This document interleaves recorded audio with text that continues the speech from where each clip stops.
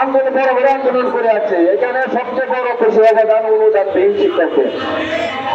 এটা সবাইকে মেনে নিতে হবে, এটা না মানার কোনো যুক্তি নাই, সবাইকে মেনে নিতে হবে। যাই হোক, আলহামদুলিল্লাহ আমাদের এক ভাই হয়তো সাপু বা ফেরিস পার হয়েছে, আমরা পিছনে আছি, আমরা পার হবো ইনশাল্লাহ।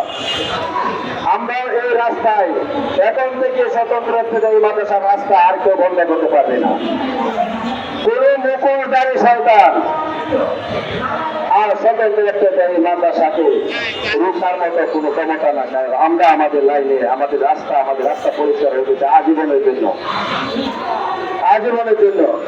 তাই আমি বলতে চাই, আমরা আছি থাকবো। সুযোগ ভাইদের উপরে আমরা 1 মাস আছি, আমরা 1 মাস আছি, আর 2-4 দিন আমরা থাকতে পারবো না। এটা কত হইল? তাই কেউ বাড়িতে যাবেন না, আল্লাহ রাস্তায় সবাইকে একটি কথা বলছি, কেউ বাড়িতে যাবেন না। আপনাদের ন্যায্য পাওনা নিয়ে বাড়িতে যাবেন, আপনাদের অধিকার নিয়ে বাড়িতে যাবেন। কারণ শিক্ষা মন্ত্রণালয় বলেছে আমরণ অনশন ইসলামের পরিপন্থী। এটা কথা ঠিক আছে, এটাই আইনে ঠিক আছে। আপনারা যদি আমরণ অনশন করেন তাহলে আমরা যদি খাই, এটা খারাপ লাগে। কারণ আমরাও অভিভাবক, এই কারিগরি মাদ্রাসা মন্ত্রণালয় অধিদপ্তর ওরা আমাদের অভিভাবক, মা বাবা।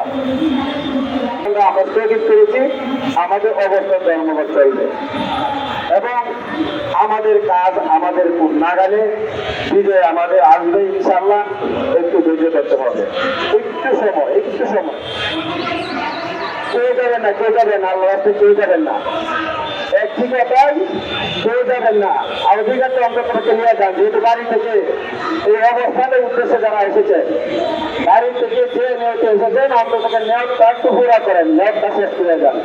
তাই আমি অনুরোধ করি, এই আজকে বেতন হলে শুধু আমি 1 মাস আছি, শুধু আমি পাবো না, যারা যেটা আগে আছে তারাও তো পাবে নাকি ভাই?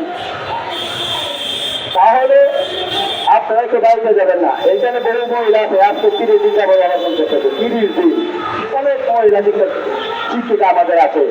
তাই আমরা তো পুরুষ, তাহলে আমরা পারবো না কেন? তাই অনুরোধ করছি, কেউ অন্তত আল্লাহ রাস্তায় যাবেন না, কেউ একটু লোকে না।